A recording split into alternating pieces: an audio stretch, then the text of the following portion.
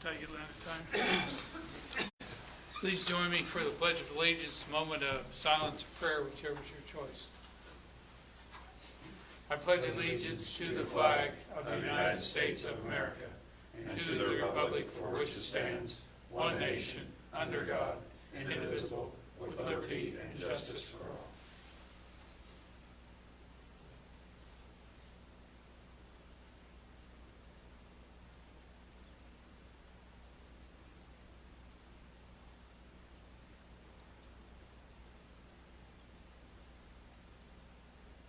Thank you.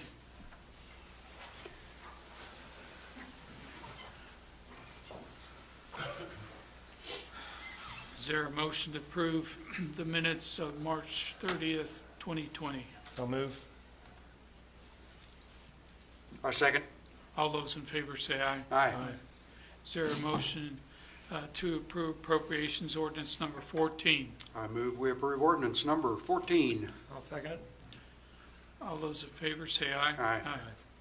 Declare public input session open for any items not on the agenda.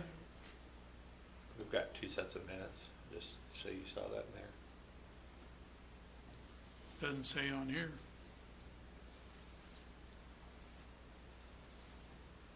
On the right one. Oh, okay. Is there a motion to approve the minutes of April 1st?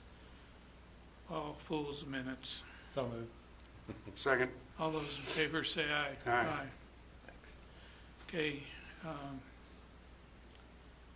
Did the appropriations ordinance. I'll declare the public input session open for any items not on the agenda. Is there any comments you guys received? Still nothing? Okay, I'll ask the bench if they have anything. Just a reminder, as you probably get tired of hearing it, but social distancing is extremely important. Our county is rated a D right now. That means we're not doing a very good job. We need to pick up another 15-20% adherence to social distancing to move us out of the D category and hopefully up into at least a B or B minus category. So it's important we do the job with social distancing at this time. The cloth masks that were suggested by the CDC or that a suggestion, but if you're sick of anything, you should be wearing one. If you don't have one, you can make a bandana, or you can fold the bandana into thirds and put rubber bands on the end of it. And then I ran out of space onto what do you do to tie the rubber bands together? Somebody know? But anyway, we'll come back and tell you later maybe. But that is a way, if you don't have a mask, to go ahead and make something from just a bandana or a large handkerchief.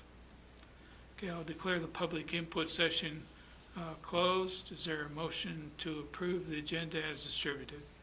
So move. Second. All those in favor say aye. Aye. Okay, we have the building inspection report. Brian? Morning. Morning, Ryan. Morning. So I have your monthly building inspection report for the month of March 2020. Residential units, which are new construction, are down 50% for the year. Residential additions and remodels are down 4%. Residential others, which is your general maintenance, water heaters, roofing permits, are down 25%. Commercial new are up 133%. Commercial additions and remodels are up 33%. And the total of all permits are down 28%. We started the year pretty far down on the cost of construction. With the recent events, everything's been kind of down, so hopefully that'll pick up once all this kind of blows over. We'll see. We have issued 97 permits this year as compared to 134 this time in 2019.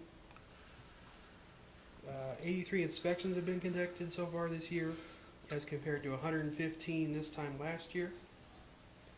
Just some quick project updates. The Viga racking system building is completed. They have a certificate of occupancy, and they are running that building now. Best Western Plus, we're getting near an end. They have asked for a final inspection tomorrow, so hopefully we can get that going. They have, I think it was next week before the state fire marshal was going to do his final, but as far as my part is concerned, I'm going to check it out tomorrow, so we'll see what happens there. Johns Manville, they haven't done much in the way of building as far as what my world is. They put some road in. They've done a lot of work with their fire lines. From what I understand, the fire department's been out there quite often to look at those. So they're moving along there. Piping Technologies, building is all but done at this point. It's just stuff on the inside, electrical, installing lights and stuff of that nature. Mid-Kansas Machine hasn't started their building yet. It's a 6,000 square foot little building. They had a lot of stuff in the area they had to move around, and so it's been kind of slow going there. And then the well remodel, the well section of it is getting close to being done. They've moved on to mostly finishing type work at this point. There's still a little bit of construction here and there, but a bulk of it is on the other side in the accounting firms section. So we should see that wrapping up, or at least the well side wrapping up here pretty soon. That's all I have for my report, unless there's any questions. I think so. Thank you. Thank you. Okay, call on Chief Golden, Police Department matters. Good morning. Morning. Morning. I have one item, motion to accept the resignation of Jason Moen, patrol officer, effective April 15th, 2020, and begin the hiring process to fill the vacant patrol officer position. Officer Moen has done a good job for the McPherson Police Department, but he's decided to accept a position with the McPherson County Sheriff's Office. Okay. I'll move somehow, I'm not there. I'll move that we accept the resignation of Jason Moen, patrol officer, effective April 15, 2020, and begin the hiring process to fill the vacant patrol officer position. I'll second it. All those in favor say aye. Aye. Thank you. Okay, call on Public Lands Facilities. Good morning. Morning. I'd like to request permission. Pardon? He's waving. No, go. Oh, We're good. okay. He's waving at me. Thank you. Waving you out, hurry up. Requested permission to make a job offer to Cupertino Buenos for the position of full-time park maintenance worker effective April 6, 2020. Mr. Buenos is currently a temporary park maintenance worker and has met the pre-employment requirements. I'd make the motion to approve making a job offer to Cupertino Banuelos for the position of full-time park maintenance effective April 6, 2020. I second it. All those in favor say see. Yeah, Aye.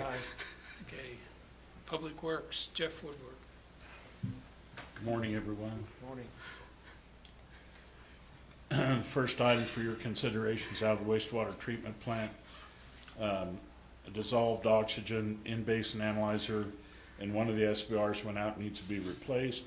We have 4 of these sensors, one in each SBR unit. Average lifespan of these sensors are 2 to 4 years. We keep one in inventory for replacement purposes. We received a quote from Hawk Company in the amount of $4,802 for a Solix LXV 423.99.10100 sensor plus estimated shipping of $98.96. I move that we approve the purchase of one dissolved oxygen in-basin analyzer from Hawk Company for a cost not to exceed $5,000 delivered. Second. All those in favor say aye. Aye. And finally, I'd like to give you an update on the construction projects we have going at this time. First is an update on the Grimes-Anna Street reconstruction project. Pavement was placed on Grimes Street and to Loomis. Sidewalk construction along Grimes, Loomis to Hulse is nearly complete, and that's on the east side.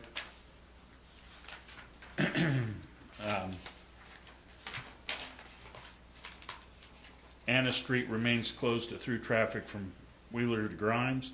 Grimes Street is closed to through traffic first to Loomis and completely closed from Anna to Loomis. The Hulse Grimes intersection remains closed. Hull Street is closed east of Grimes. To North High Drive, local access is provided to the fullest extent possible.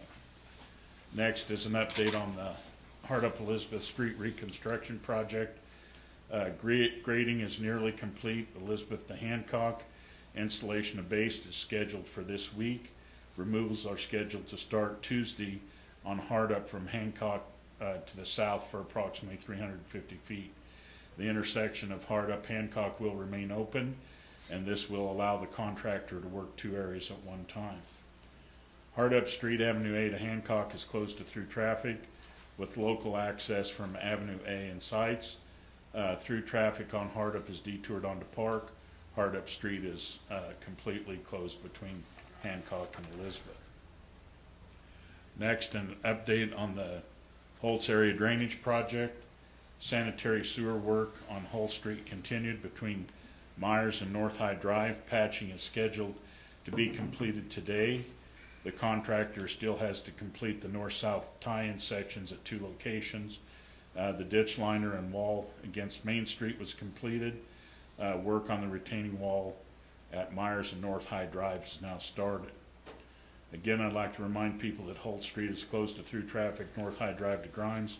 Residents should have all have access to their drives, and this is on Hull's by midweek. Next, an update on the Plaza East Place Street reconstruction project. Phase 3, which is the very east end. The gas line was relocated and work on the storm water system continues. Normal access has been closed off and temporary access has been constructed to get into the Days Inn and Holiday Inn Express. And finally, I'd like to remind everyone that weekly updates on road closures, detours, planned road closures, and planned detours are available on the city's website at www.mcpcity.com. That's all I have unless there are any questions. Thanks, Jeff. Thank you. Call on Nick Gregory, Administrative Report. First item I have for you today, Marty Schukert with RDG Planning and Design was planning and continues to plan to deliver the final version of the McPherson Housing Study. That'll happen on Tuesday, April 14th, 2020 at 5:30 p.m. Only difference is we won't have an in-person public meeting. We'll have an actual go-to meeting or a Zoom meeting, and the instructions for Zoom are attached to this particular document. We will put that out on social media and get it out for anybody that wants to attend that, and we'll work with them to do that remotely from up in Nebraska where he's at, and we'll run that meeting. And anybody that wishes to attend, I strongly encourage him to do that, and he should do it. It should be very similar to what the presentation would be if he would have been here in person. There is one wage for your consideration today, and that is Cupertino Banuelos, and he's moving from temporary park to full-time park maintenance, going from $10 per hour to $15.66 per hour, effective April 6th. Make the motion to approve the wages. All right, second. Okay, he's an outstanding employee, so I didn't mean no jest the last time. All those in favor say aye. Aye. There are 3 bonds for your consideration. First being Tip Top Tree LLC, $5,000 tree trimmer. Second being Atlas Tree Care Services LLC out of Canton, $5,000 tree contractor bond. And Barnhart Electric out of Hutchinson, a $5,000 electrical bond. I move we approve the bonds as read. Second. All those in favor say aye. Aye. As we have done the last multiple weeks, what we'd like to do is go ahead and recess for study session. And at that, after the study session, we'll be given as part of the study session, we'll be given a briefing on the COVID-19 action items for this operational period, which basically goes from Monday morning to Sunday evening. and we want to give you an update on that, and there may be a number of action items that you guys wish to take following that update and discussion. So what I'd like us to do is go ahead and recess and come back in if there's any action items that you wish to take in full session. Everybody had a long enough recess? Yep. Okay, A briefing on the last operational period going from 3/23 to 4/6 of 2020. I would say the first thing I'll note is that all the items that were on the last briefing period would stay the same, but there's some things that we've added and some things I want to talk a little bit about, different actions we've taken. There's been, as we mentioned last time, encouragement and enforcement in the emergency safer at home order issued by the county, and then also the statewide stay home order issued by the governor. We've done our best to try to support that enforcement. I know we've got a lot of questions about what essential businesses are, and we've done our best to direct those to the health department and to the state of Kansas first and foremost, because the governor's office is the one that will answer those. I know that the governor's office just put up recently a frequently asked questions website on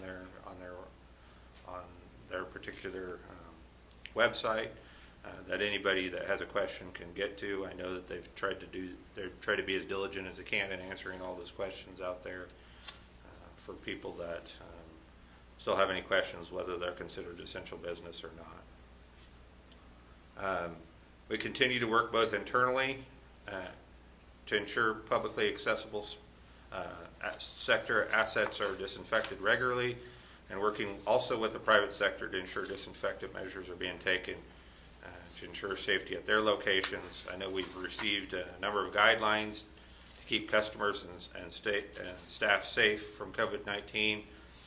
We've reached out to the following retailers: Casey's, Dollar General, Walmart, Love's. Public Lands and Facilities staff developed a plan of action outlines for each of their individual departments as to what we're doing. And just as a kind of an update, we are sanitizing the public areas in the parks. All playgrounds, trash cans, picnic tables, benches will be sprayed with a bleach mixture on Monday and Friday of each week. And then also on Wednesdays of each week, we'll spray all the trash cans, benches, and tables. As you've noticed, if you've been by, all the signs are out on the playgrounds discouraging usage of those, and I think for the most part they've done a pretty good job staying off those. And we'll continue to work with that. We've sought out some direction and ideas from organizations across the state to gather some best practices for disinfection and levels of access to public assets. We continue to implement those measures which make the most sense for McPherson public assets. We did make a decision last week, as you're aware, to go ahead and close Turkey Creek Golf Course, and it has been closed until April 19th, and then we'll reassess what we do at that point.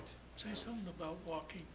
Yeah, I would say that we are encouraging people to use the trails, both at Turkey Creek if they choose to, and at any of the parks. Just make sure you've utilized social distancing, as we've talked about in the past. We'll continue to encourage that because exercise is important when there's not a whole lot else to do, and getting that is important. But you are allowed to go ahead and walk Turkey Creek. Just to understand that golf is not allowed there, and any of the other trails that we have through our public parks, we'd encourage. Obviously, continuity of all city operations deemed essential for foreseeable future, and working with staff limitations that arise from virus exposures and mandatory quarantine. These include taking a number of varying steps with unique departments, including not limited to splitting shifts, which we've done in one department, allowing some to work from home if they can, staggering arrival, break, and cleanup times. We've done extra disinfection at work sites, segregation of responsibilities within certain departments, if we can keep certain parts of a department away from each other, and do that, we've tried to do that. Having some crews report at different locations has been some things we've done at certain locations. Cross-training of backups that might be able to operate specialty equipment from other departments. And then also establishing contact for contract work in the event that the virus spreads and decimates an entire department. We've done some of that, reaching out there to try to do that. We're keeping the McPherson, another goal during this briefing period is keeping the McPherson County community calm and limiting panic that might come from the Safer at Home order, and also from the cases we do. As of last that I've seen, I haven't seen this morning, but there's 9 cases in McPherson County, and with a number of different circumstances how they got there. But we do want to make sure we continue to keep the community calm, and I think I give a lot of kudos to some of the private agencies that are out there that have done a good job trying to take active steps to make sure that they're protecting people that are coming into stores or other locations. Handling requests from outside agencies for supplies. We've only had the one request we received 2 weeks ago. Most of those are going to go directly to McPherson County, the Health Department, and Emergency Management. We'll be forwarding those requests. We have made a number of requests internally for supplies for first responders. They've indicated that those will be the ones that will be the priority, and so we're trying to get those out to them as necessary. But also making sure we have supplies sufficient enough for our other departments to continue to run from a disinfectant and from a mask standpoint. And then limiting exposure to key emergency response agencies except during critical necessary moments. What I mean by that is both fire and PD will only be going on response calls where they're absolutely necessary for their staff to do that. And if it's an EMS call, we're encouraging EMS to go in by themselves unless they need the assistance. I will give kudos to Laura Vanderhoof, who is our housing and human services contact for the EOC, for giving me the next number of items, and that's ensuring all citizens are able to, in a safe manner, secure all the resources needed to live from their homes for an extended period of time. This includes those most susceptible to becoming infected with COVID-19, and this is being accomplished by the following means. From a housing standpoint, McPherson Housing Coalition is working with about 11 families currently, and half have reported a struggle with buying food. The Coalition's Homeless Prevention program has been providing grocery gift cards for these families. Also, Mount Hope Sanctuary has 4 women and 3 children currently in residence.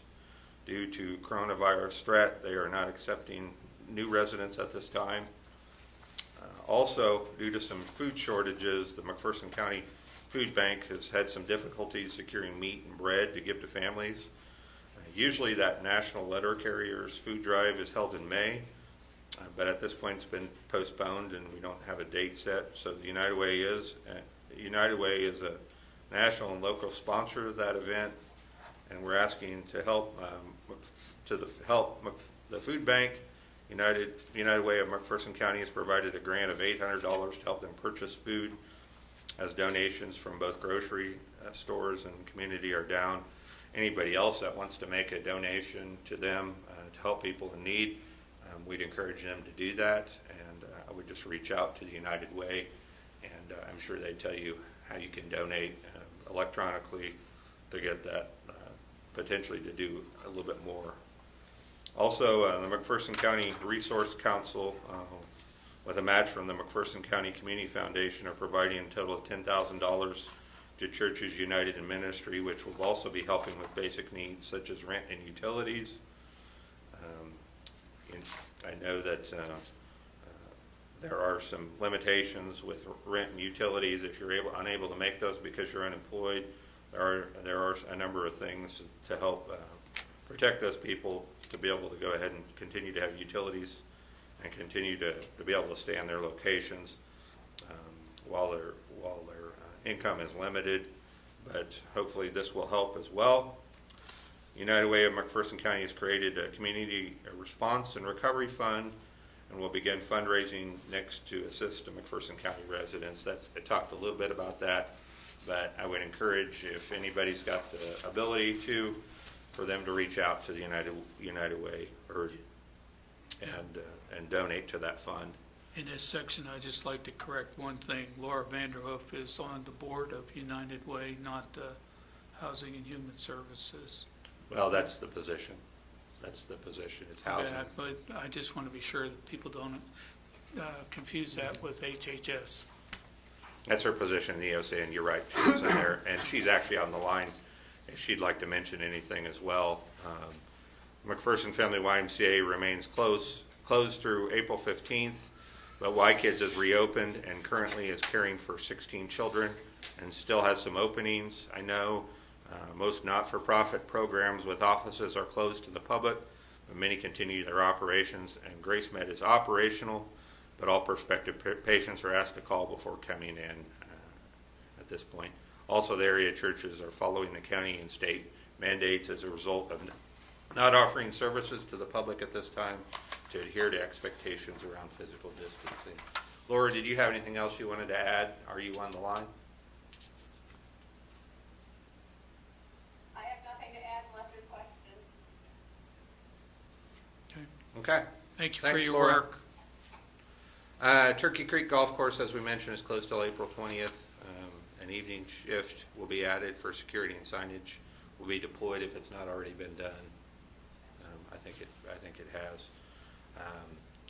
Coordinating with industry partners to ensure critical industrial continuity and continuous communication and safety precautions to prevent spread is being done. Scott Swanson, who's also on the line, is our and Andrew Twombly are both contacts for industry, and they've given me a list of some of the things that they plan to do.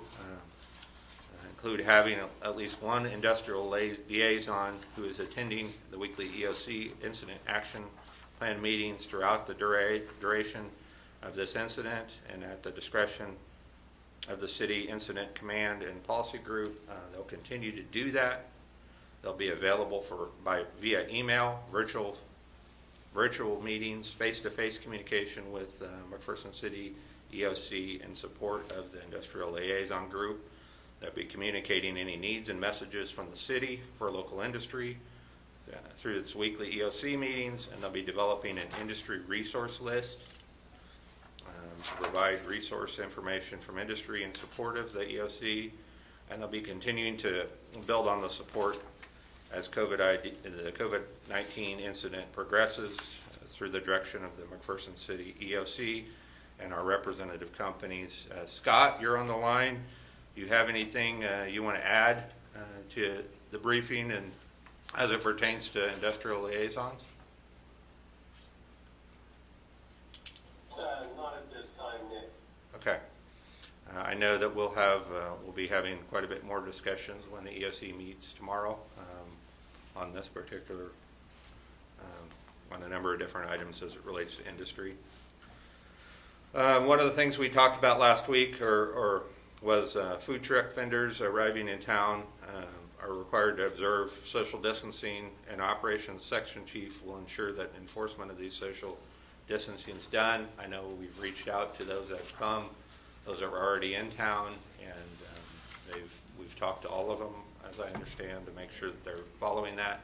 If we get more license or more food truck requests, we'll make sure that they're following that as well, as our local restaurants are. And then providing an update on public messaging and continuing to support the critical incident messaging and support information released from the McPherson County Health Department. And during this last briefing period, this last week, we've done a number of things, including update the hub site to match messaging scheme, putting in public information updates on the hub, including on 3:30, we put the CAF information out on our homepage, and also I know we've put it out on social media as well. And that, the CAF is the essential functions section that pertains to what the state of Kansas has made determination are essential businesses that can stay open. And then also, we did put some information out on, as the mayor mentioned early in the meeting, on April 1st, we put information on the McPherson County grading and how we grade as far as our staying in place. What they're able to do is track cell phone locations, and to show that, you know, we could be doing much better. We're at a D or a D minus, you said? Is that what you said? We're on a D, and I just like to say on that we have no role in that. That is an outside private firm that collects that information. It's anonymized. It is only at, for the most part in Kansas, the county level. We never see anybody's personal information, and they put that out. So there's no concern about this. Is a 50,000-foot level of tracking what's happening, and they're doing that across the country to help local and state governments see how well they're doing with the social distancing. So it's totally anonymized and aggregated into, in our case, county, and you see no personal data whatsoever. We are also put information out on Planning Commission and BZA information out on our hub. We've got to continue to have those types of meetings, and we will try to do them very similar to what how this meeting is being performed in the future. The expectation will be that we will continue to take requests through the BZA and through the Planning Commission, and we'll continue to move those forward, and we'll provide opportunities for anybody that wants to comment, and we'll be doing that through electronic meetings as well. So we put information out on that. We've created an FAQ page. It's info provided by Emergency Management and Health Department, and I believe that's on the COVID-19 hub site. If anybody wants to see that, also communicating KEFF information to businesses. That information is also on the hub, and then we just put some videos out on social media to remind people as toilet paper is in short demand, just reminding them how important it is that toilet paper is the only thing you can flush down the drain.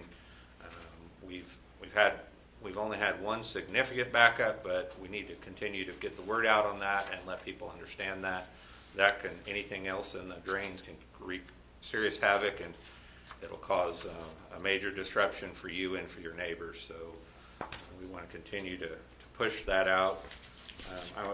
Going on the current and planned actions, strategies, and tactics on the next page, none of those have really changed. They all kept the status that they had. I won't hit on those because we covered those last time.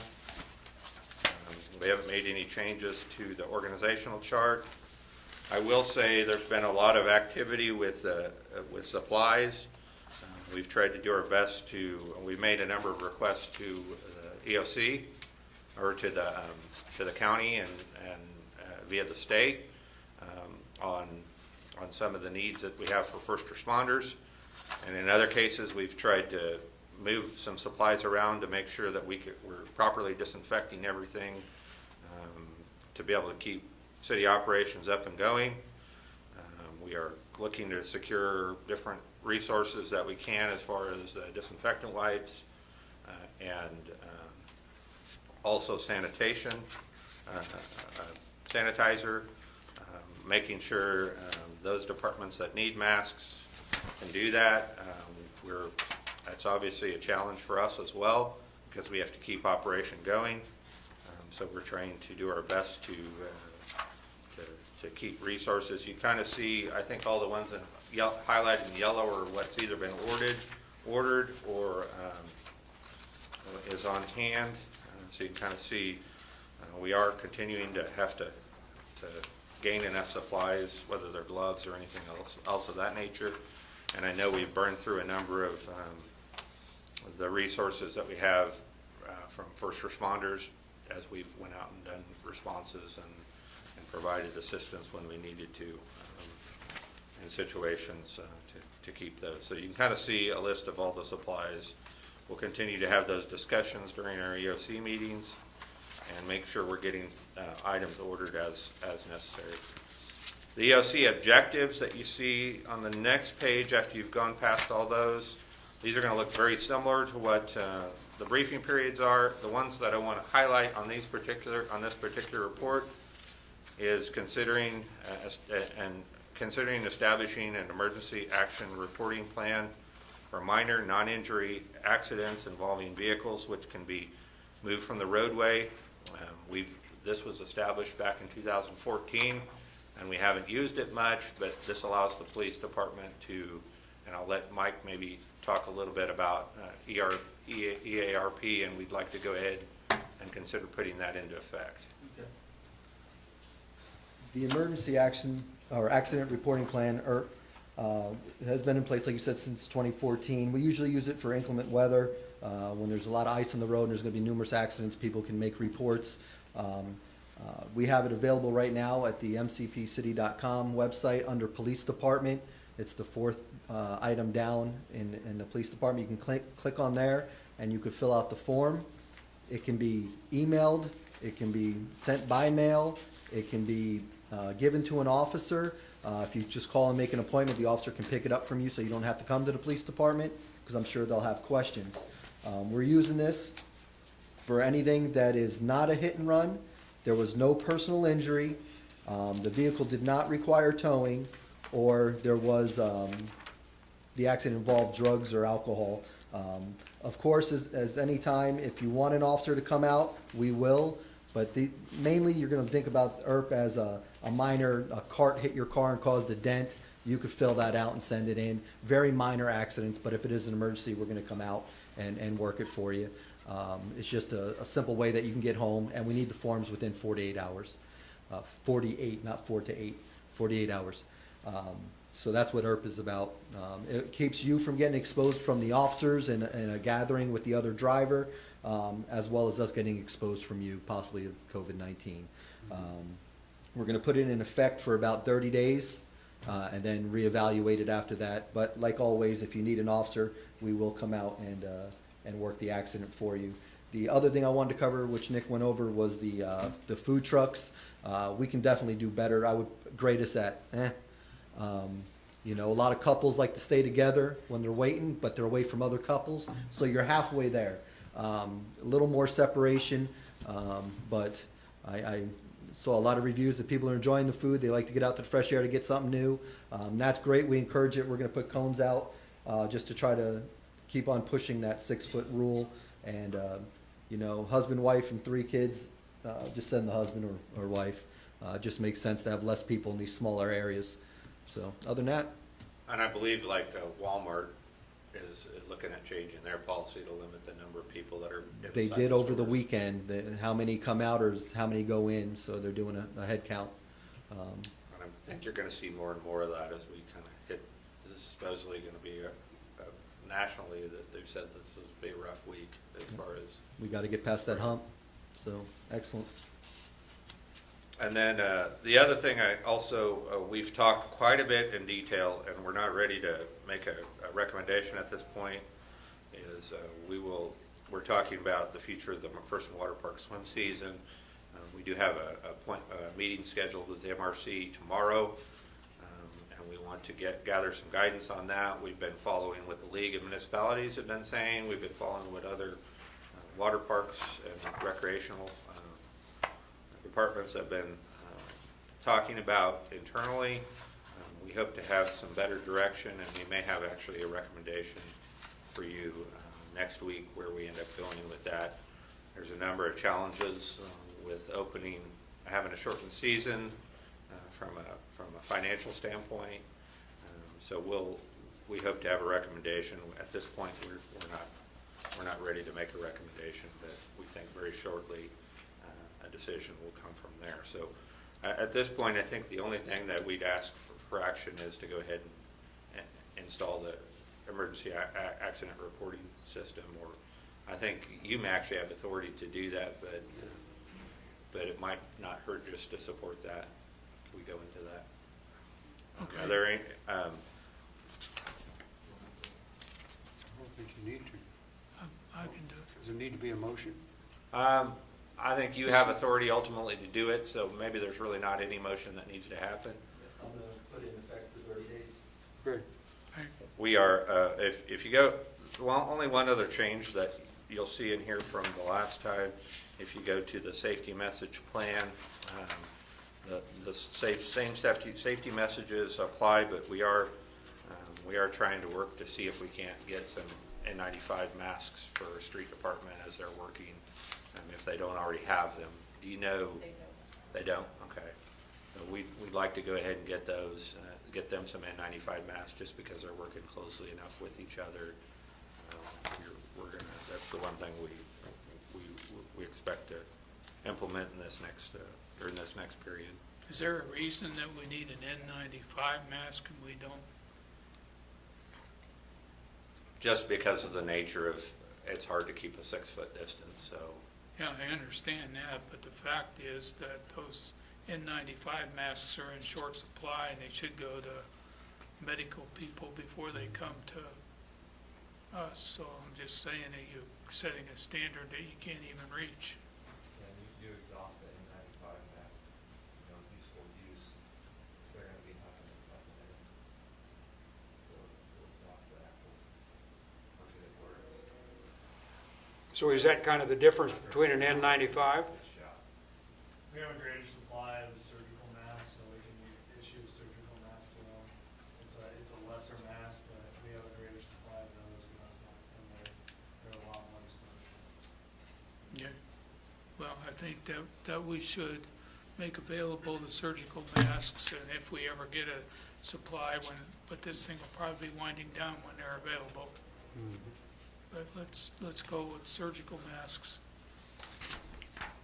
And you can work to And- tell us where to get the supply. And then the rest are really just different meetings and responses that we've taken as it relates that you can kind of see how the hours have been marked and all the time that's been put towards this incident during this last period. There's not really anything to report on that. That's just for your knowledge of all the activity that's been going on with staff as it pertains to the COVID-19 response. Not really anything else, I think, to report. Am I missing anything, TJ, that I need to be reporting over? Just the general message was the equipment that we ordered. It's unknown when we're gonna see any of those, resource requests filled. We looked at a lot of different resources that were out there outside of what the state could provide. And, I'd say, and I'd caution anybody that's buying them for themselves or for their industry, just make sure that if a source reaches out to you or you see something out there that it's legitimate. We've had to do a lot of time just trying to vet different providers to find out whether they can provide those legitimate and that they're actually going to accomplish what they need to do, those supplies, and combating the effects of the virus. So we're going to continue to look for those resources outside of there, particularly disinfectant wipes and hand sanitizer as they're in short demand, and we also need to keep those up and going.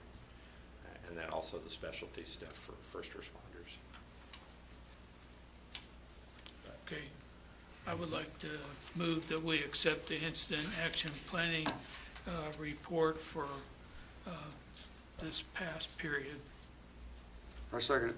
All those in favor say aye. Aye. Thank you. Is there anything else that you'd like to? Okay. I would like to move that we adjourn the city commission meeting. I second. All those in favor say aye. Aye.